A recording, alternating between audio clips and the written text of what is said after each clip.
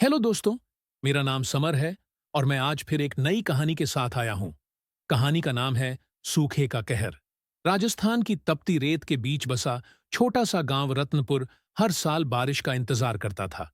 यहाँ के लोगों की जिंदगी पूरी तरह आसमान पर टिकी थी। बादल आए तो खेत लहलहाते, न आए तो खेत बंजर रह जाते। उस साल आसमान ने मानो गांव से नाता ही तोड़ लिया था। जेठ आषाढ़ निकल गए, बादल गरजे लेकिन बरसे नहीं। लोग टकटकी लगाए आकाश को देखते रहे, लेकिन धरती की प्यास जस की तस रही। कुओं का पानी पहले ही सूख चुका था, तालाब में सिर्फ कीचड़ रह गई थी, और जो नहर कभी जीवन देती थी वह अब रेत से भर गई थी। गांव के किसान रामलाल की हालत सबसे बुरी थी। उसके पास 5 बीघा जमीन थी, जिसमें हर साल बाजरा और ज्वार बोता था। इस बार जब उसने बीज डाले थे तो उम्मीद थी कि समय पर पानी पड़ जाएगा, मगर बीज अंकुरित ही नहीं हुए। वह रोज सुबह खेत पर जाता, सूखी मिट्टी की मुट्ठी उठाकर आसमान की तरफ उछाल देता और बुदबुदाता, हे भगवान, कब मेहरबान होगे। रामलाल की पत्नी जानकी दिन भर घर में पानी की चिंता में लगी रहती। मिट्टी के घड़े खाली हो चुके थे।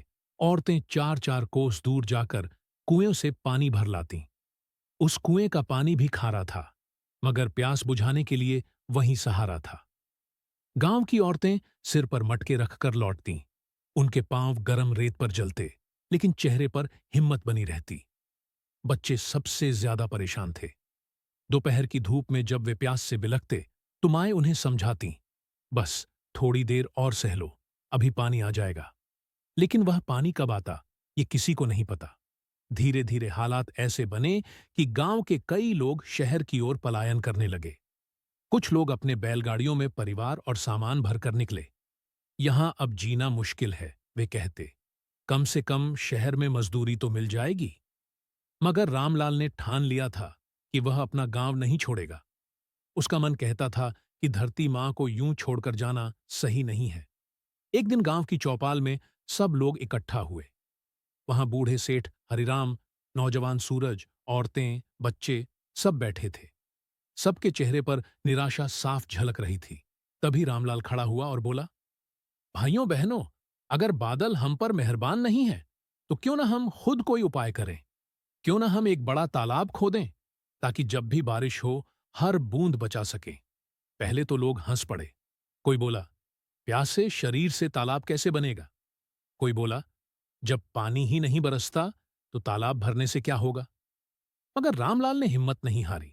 उसने कहा, देखो, अगर हम आज हार मान लें तो आने वाली पीढ़ियां भी हमें कायर कहेंगी। हम सब मिलकर मेहनत करेंगे, चाहे कितना भी समय लगे।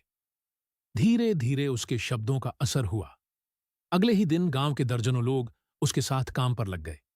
औरतें मिट्टी ढोने लगीं, बच्चे छोटे पत्थर बीन कर लाने लगे, बूढ़े लोग दिशा बताते।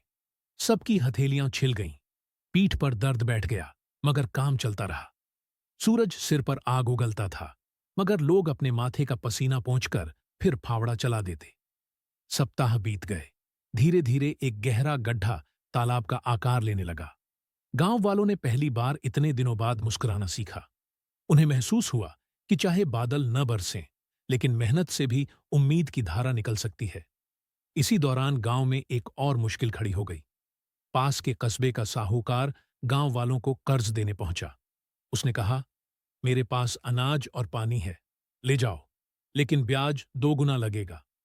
कई गरीब लोग उसकी बातों में आकर कर्ज लेने लगे। उनकी मजबूरी थी, क्योंकि पेट की आग कैसे बुझती।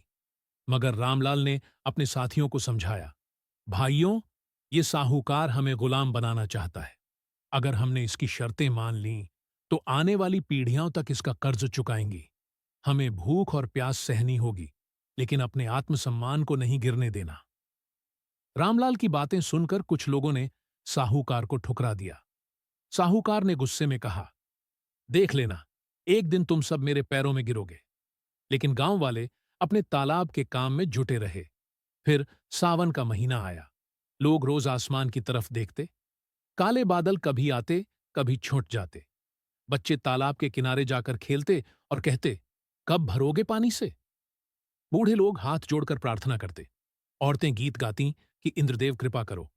आखिर वह दिन आया जब पहली बूंद गिरी, फिर दूसरी, तीसरी, और देखते ही देखते झमाझम बारिश होने लगी। तालाब की मिट्टी पानी सोखने लगी। फिर तालाब भरने लगा। लोग तालाब के किनारे नाचने लगे। बच्चे बारिश में भीगते, औरतें गीत गातीं, बूढ़े आसमान की तरफ हाथ उठाकर कहते, धन्यवाद प्रभु। कुछ ही हफ्तों में तालाब लबालब भर गया। खेतों ने भी मुस्कुराना शुरू कर दिया। सूखी मिट्टी से अंकुर फूट पड़े। बाजरे की बालियां हवा में लहराने लगीं। गांव में फिर से जीवन लौट आया। लोग एक दूसरे से कहते, ये तालाब हमारी मेहनत की निशानी है। गौरी, जो रामलाल की छोटी बेटी थी, अपने पिता से बोली, बाबा, देखो, खेतों में कितनी हरियाली है। क्या ये सब हमारे तालाब की वजह से है? रामलाल ने उसे गोद में उठाते हुए कहा, हाँ बेटी, यही सीख है कि अगर इंसान हिम्मत न हारे तो सूखी धरती भी फिर से हरियाली ओढ़ लेती है। गांव के लोग अब समझ चुके थे कि सूखा सिर्फ आसमान की मार नहीं, बल्कि इंसान की परीक्षा भी है।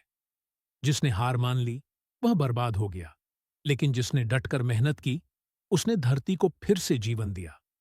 उस दिन से रतनपुर का हर इंसान यह कसम खाता था कि पानी की हर बूंद बचाएगा, तालाब को कभी सूखने नहीं देगा, और आने वाली पीढ़ियों को यही सीख देगा कि एकता और परिश्रम से सबसे बड़ा सूखा भी हराया जा सकता है।